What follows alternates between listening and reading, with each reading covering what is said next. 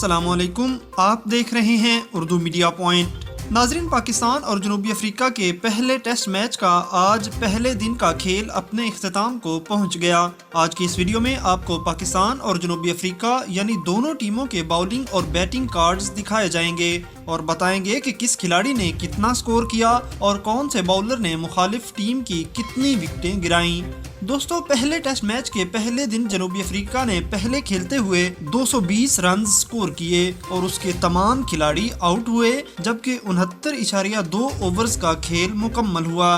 Batting card पर नजर डालें तो जनूबी अफ्रीका के ओपनर एल्गर ने 58, मार्करम ने 13, टोसन ने 17, डुप्लेसिस ने 23, डिकॉक ने 15, बावुमा ने 17, लिंडे ने 35, महाराज कोई रन स्कोर नहीं कर पाए, जबकि रबाडा 21 रन बनाकर नॉट आउट रहे। नतीजे 0 और निगेडे 8 रन बनाकर आउट हुए। अगर पाकिस्तानी बॉलिंग कार्ड के हवाला से बात करें तो शाहीन अफरीदी ने 2, हसन अली ने 1, फहीम अशरफ कोई विकेट नहीं ले सके, नुमान अली 2, जबकि यासिर अली ने 3 विकेटें हासिल की और जनूबी अफ्रीका के 2 खिलाड़ी रन आउट हुए। पाकिस्तान की जवाबी इनिंग की बात करें तो 18 ओवर्स के खेल में 4 विकेटों के नुकसान पर 33 रन बनाए गए।